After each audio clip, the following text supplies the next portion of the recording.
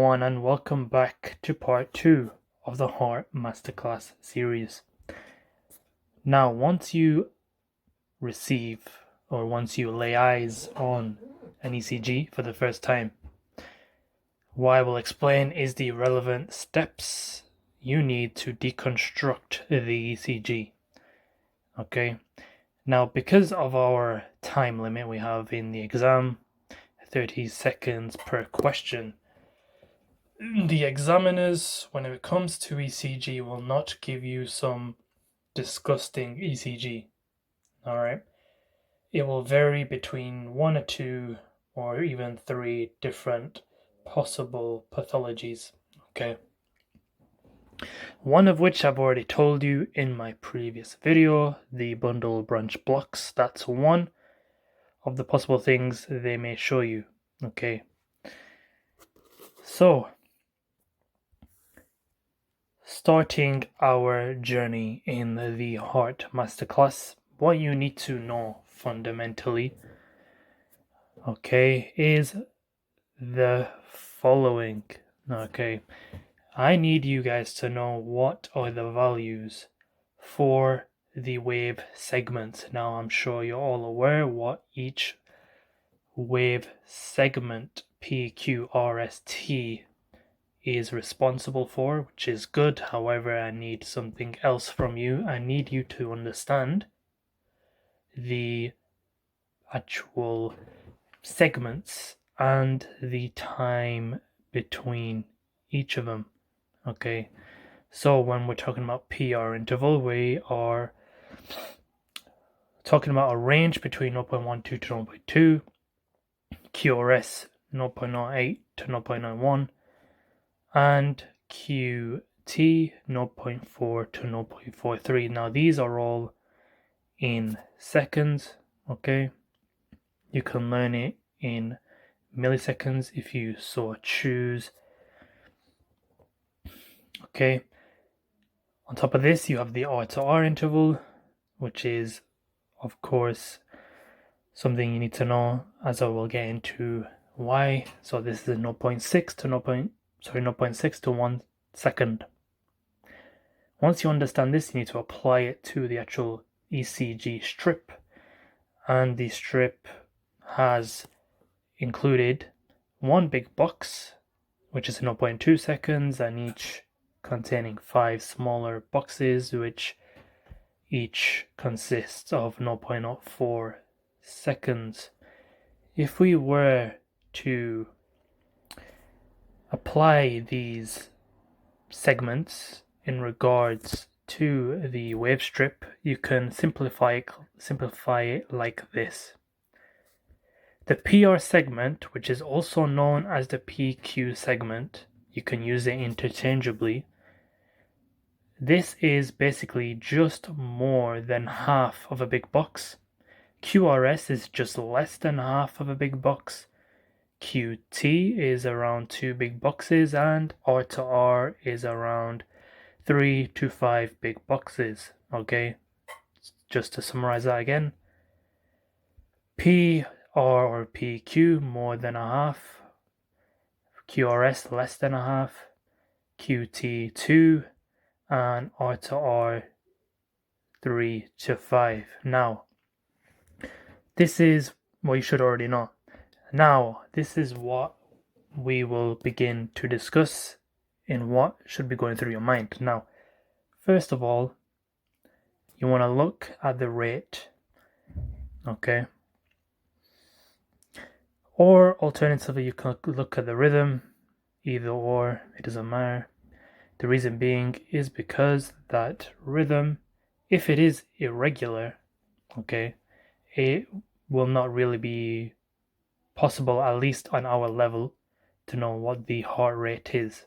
Okay, but they will not give you such a thing unless it's a atrial flutter or a fibrillation. Okay. To be honest, I don't think we even need to know heart rate in the exam. It's just something to keep in mind for further ECG investigations. Now, so let's talk about rate. Rate, how do you How do you calculate this? You can do it in two ways. The most easiest way is to do this equation. You can do 300 divided by what I say here is large. Large meaning large boxes. This is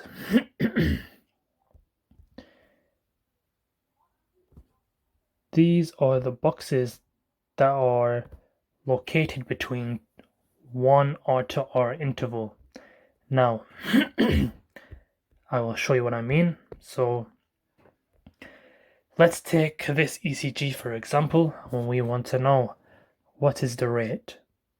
Find an R to R interval, which is these two. Count the amount of large boxes between each one large box. 2, 3, 4, 5. Okay, 1, 2, 3, 4, 5.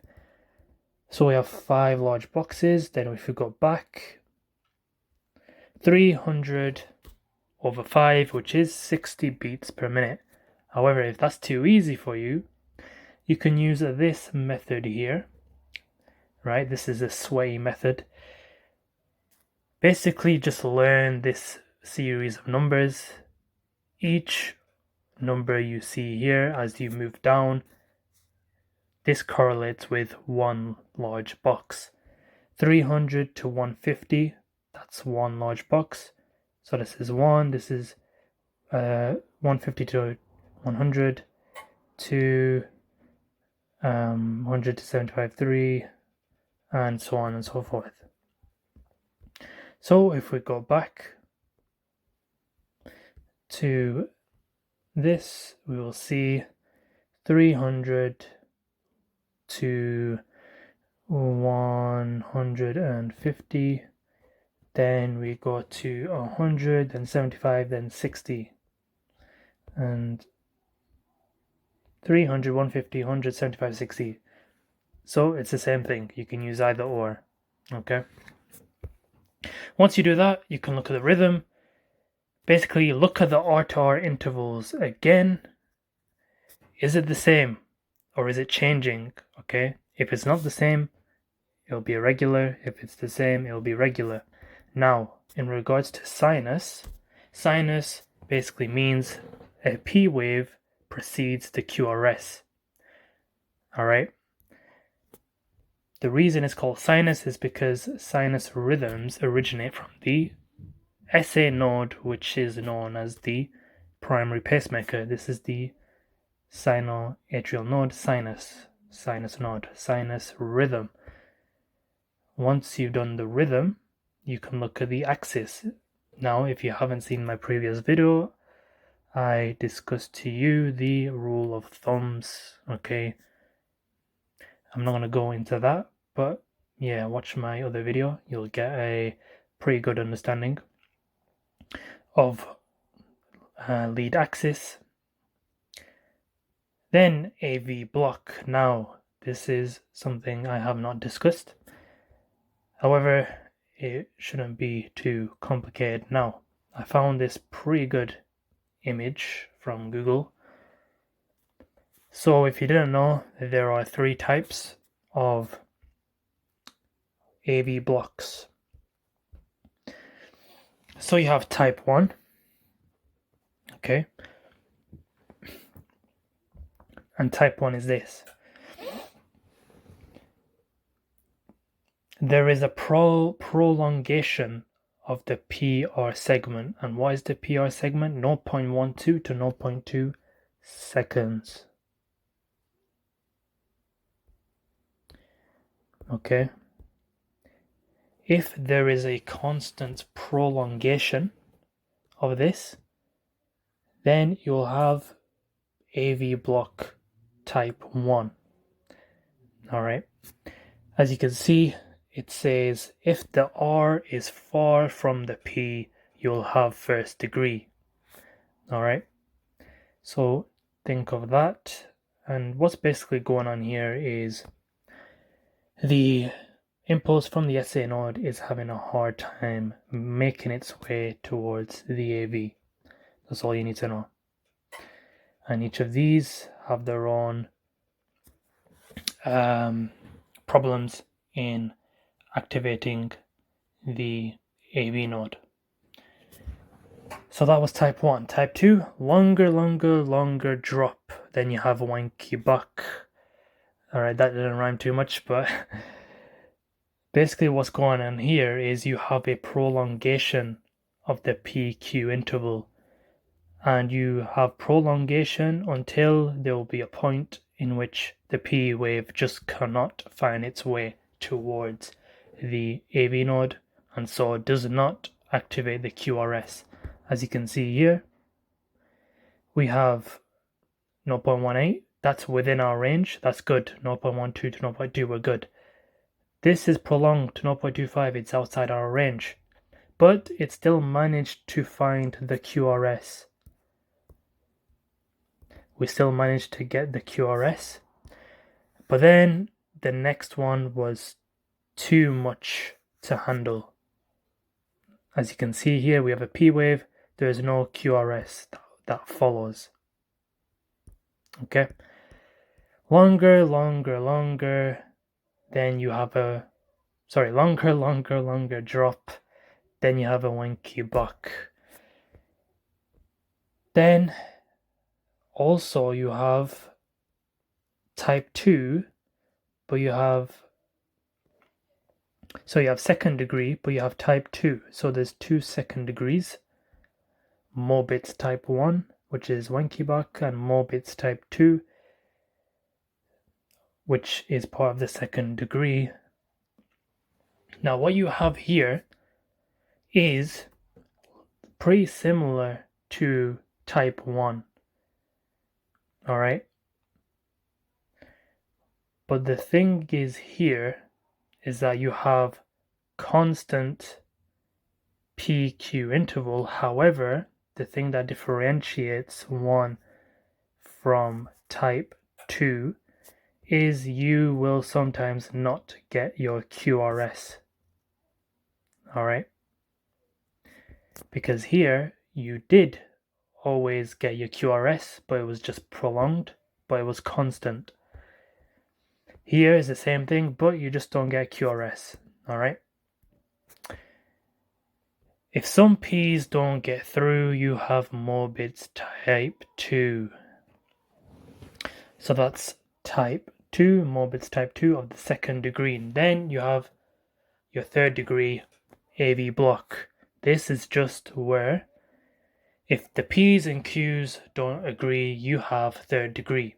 So this means your P waves, which come from the SA node, will just not interact with the AV node.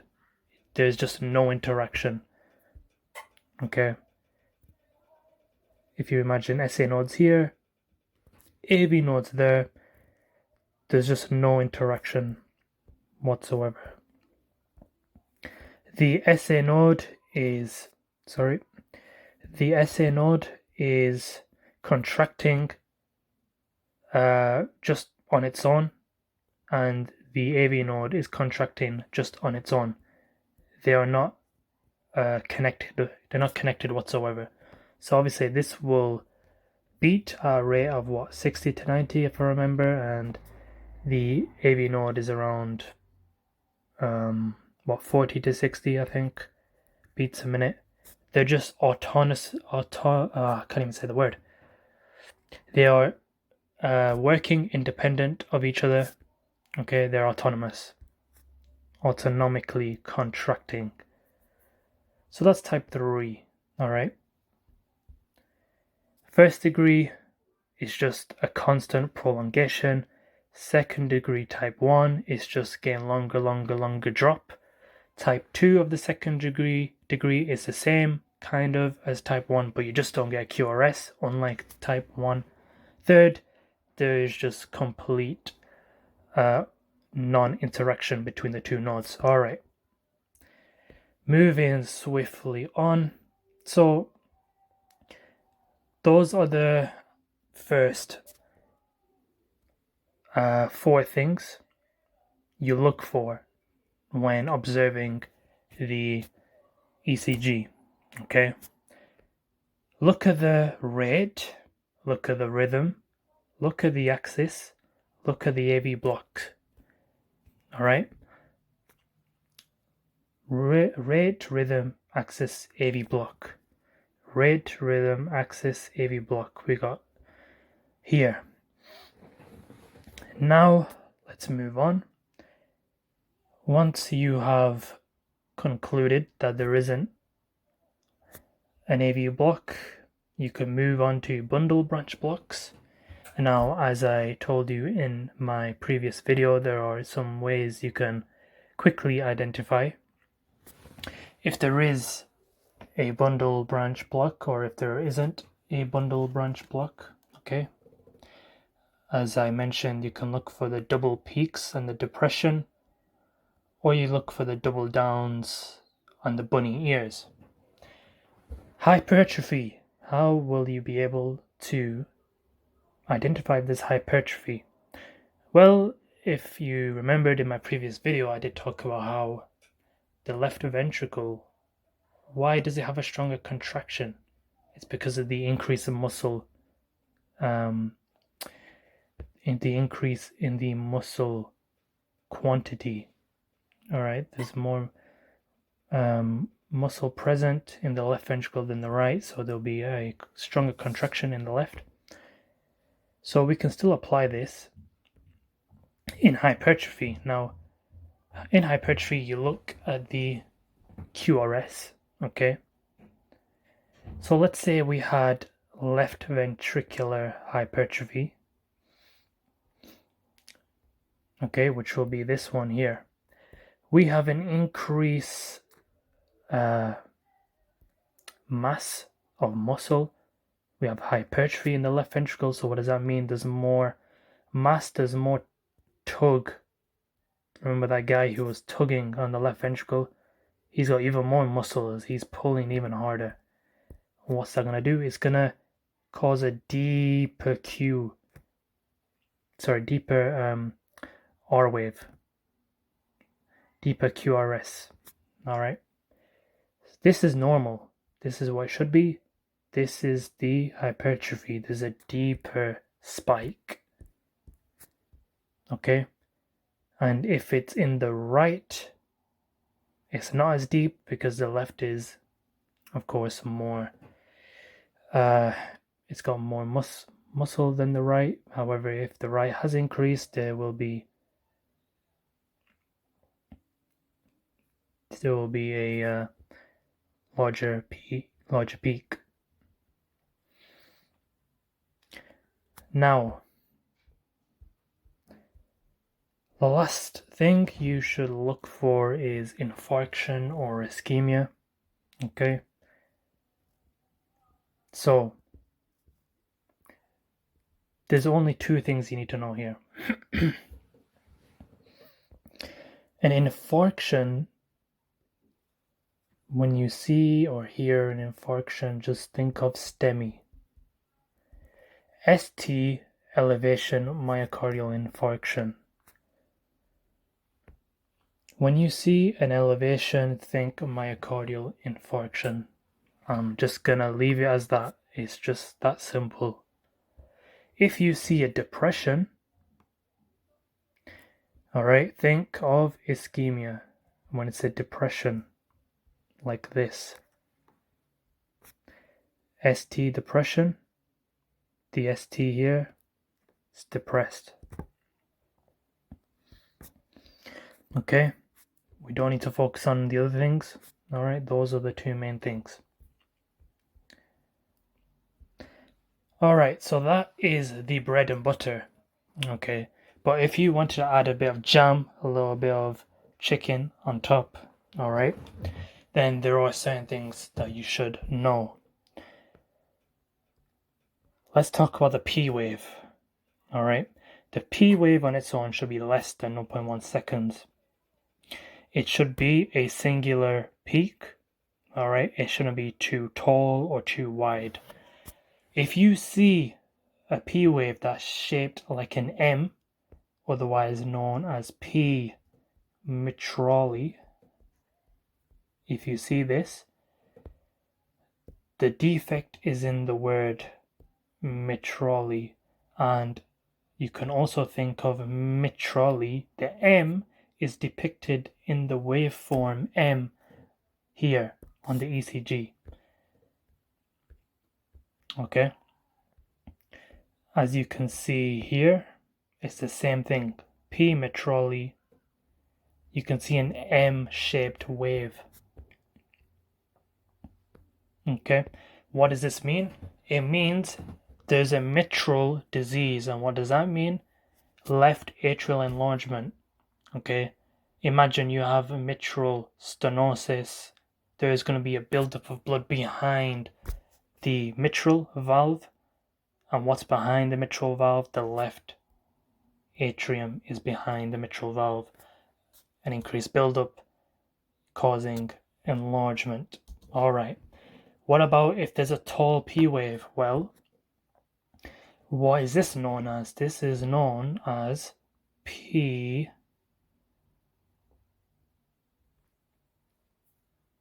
pulmonale.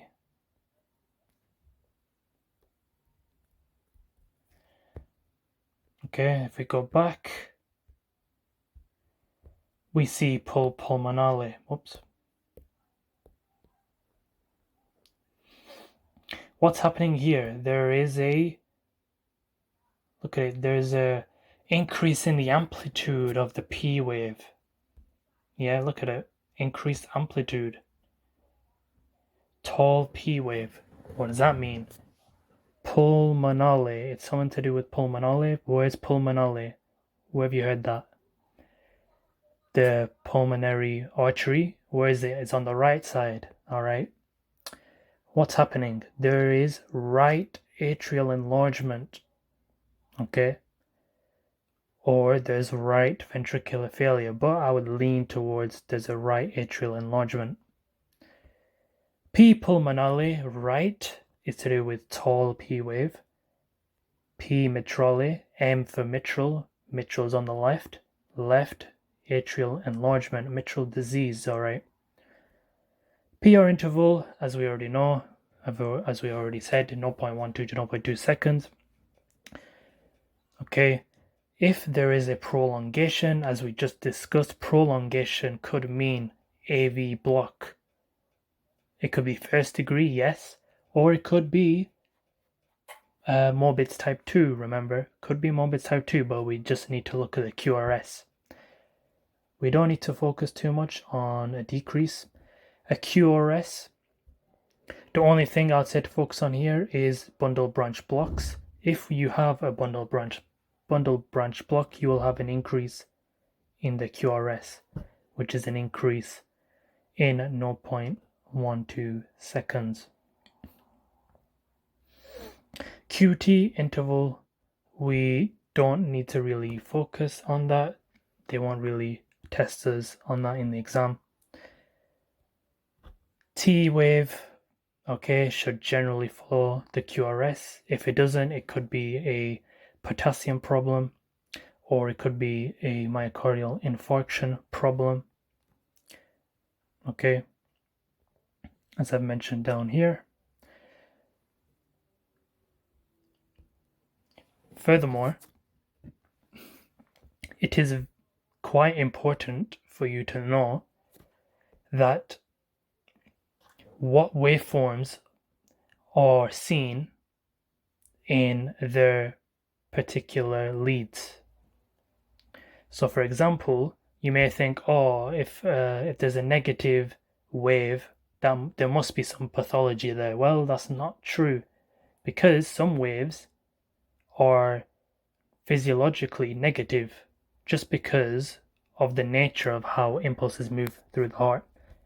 Okay, so for AVR, V1 and lead 3, if you already studied the leads, you would know these leads focus on the right part of the heart, right? So of course, if the wave moves away, which it does, away from the right of the heart, we're going to get a negative deflection. Okay, that's normal. it would be abnormal to see in these leads, or any lead for that matter, a wave coming towards these leads here, producing a positive deflection. It just doesn't do that. All right, it'll be very weird to do that. Now, you may be screaming, "Oh, I don't know the ECG leads. Just tell me." All right, fine. I'll tell you. I'll tell you the ECG leads. Now, before we do that, let me just find my, here we are. Okay, now, this is the 12 lead ECG. You have your horizontal 6 chest leads. All right. And then you have your 3 bipolar and 3 unipolar. All right, that's 12. Now what happens is each of these leads will give us a different perspective in the heart, which is represented on this ECG graph here. Now, what we are focusing on is everything apart from the right side of the heart. Like I mentioned before, okay, we're not interested in that just because the waves, the impulses don't travel towards that part of the heart. We are interested in lateral, meaning left part of the heart, anterior septal part of the heart, and inferior aspect of the heart. Okay. Now, as you can see here, this is being demonstrated. As you can see, lateral is here, and so lateral is here and here, inferior and anterior septal. But you may be wondering, how can I actually implement this in the exam? Well, you can find your own way of remembering this. For me, this is what I would do.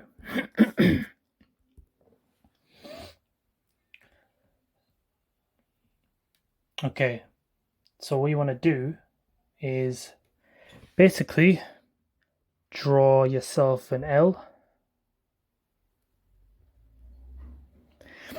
Alright, once you've done that, draw yourself another L, but going in this direction. So you got 2 L's. Alright. Then what do you do? You then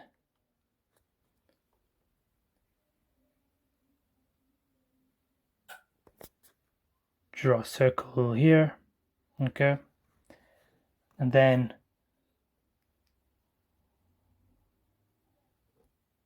draw a circle there. 2 L's, 2 circles. Now, what does this mean? So as you can see here, lead 1 and AVL, these are concerned with the lateral left, as with V5 and V6 concerned with the lateral left. 2, 3 AVF, this is concerned with inferior, and V1, V2, V3, V4, anterior or septal. Okay, it's as simple as that. L over here, L over here, 1 circle here, 1 circle down there. You may be thinking, why have I left this out? Like I told you before, we are not interested in the right. We don't care about the right. Impulses will not travel like that. Now, making our way to the final part of the video. I know it's quite long, but honestly, if you can understand this video, you'll be absolutely 100% clear to answering these questions. So, ectopic the topic of ectopic contractions. All right. Ectopic just means deriving from an abnormal site. Okay. So let's start with PACs, which are premature atrial contractions. So as we know, the contraction in the atrium should derive from the SA node. However, for whatever reason, mainly hypoxia and some other diseases, this can cause ectopic contractions, ectopic atrial contractions. Okay, so what I mean by that is instead of our impulse being generated from the SA node and going down the AV to the ventricles, we can have a random ectopic focus in some other part, maybe here, and then this will contract over the atria, okay, and that will reach the AV node. All right, so yeah, maybe that's the case. If that is the case, what will you see? The main thing you will see is a dodgy P wave. You will see this dodgy P wave and it will appear faster than normal. It will appear faster than normal. Okay. So that's what you want to look for when you are trying to discover if you have a PAC. Let me just see if I have any pictures of... I don't have any pictures of PACs. So I just want to mention here, you can see the premature contraction showing irregular rhythm and the dodgy P wave. For PVCs now, our ectopic focus, as you can see from the name, ventricular, is deriving from the ventricles. So now, our focus might be somewhere here. All right, our SA node might be here, AV node might be here, and this ectopic focus is being generated in the ventricles. All right, so the ventricles will contract, but will the atria contract? Well, no, because the focus is located within the ventricles. It's not located here in the atria, and it's separated. Okay, so there will not be an atrial contraction. What does that mean? There will not be a P wave. There will just be a QRS. Okay, so what do you look for? Look for a missing P wave, and you want to look, is the QRS wider than normal? Okay, so for this, you look for a missing P wave and a wider QRS. If you're looking for PACs, you look for a dodgy P wave. All right, and does the P wave appear faster? Now, I promise this is the last thing we will cover. All right. So yes, we can have an ectopic SA node. We can have an ectopic ventricular contraction. And finally, you can have an ectopic AV node, specifically 3 types of ectopia. Now, what can happen is you can have a P wave which can come before the QRS, a P wave which is in between or within or masked by the QRS, and you can have a P wave that comes after the QRS. Now, why is this the case? It's all to do with the AV node. Let's have a deeper look, going back to the diagram here. So here I have shown you the AV node. Okay. So normally the physiological movement of the impulse should go from SA down to AV and through the ventricles. However, if there was a situation in which now the AV node is now the primary pacemaker of the heart, this will be an issue. So, just to give you guys a little bit of a background, this occurs when the AV node is now the primary pacemaker of the heart. Now, there can be 3 locations: on the top, in the middle, near the bottom. These are your 3 ectopic focuses that can be possible in your ectopic AV nodes. Let's start with the top. If you have an ectopic focus in the top part of the AV node, what's going to happen? You'll get a P wave that comes before the QRS. But what will be different here? Where is the wave moving? It is moving in this direction, right?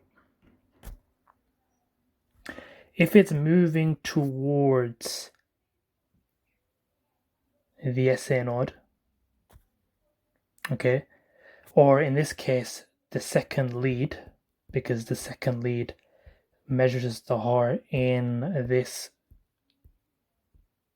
that direction. If we're moving in this direction, it'll be a negative waveform, okay? It will be negative. So, the reason why we get P wave before QRS is, look, it's going to take more time for the impulse to travel down the QRS. It's going to take more time than the time it will take just to reach. Let me just get a bare pen. It will be more time here than here, because look how close we are to the atrium. Because it's so close, the P wave will come before the QRS. Now, you can see where I'm going to go with this now.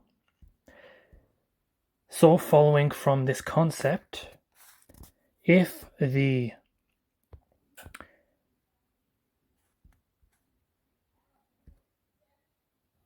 I'm going to have to get rid of this. Alright. If the ectopic focus is now in the middle of the AV node, what's going to happen? The P wave will be within or masked by the QRS, just because the time it takes for the atria will contract is the same time the ventricles will contract. They're equidistant, but just because the ventricles are more powerful, it will overpower the atria. So here, when it's in the middle, P equals QRS. Whew. Alright, and then finally, if the ectopic focus is now located, it's alright, I'll just draw it back.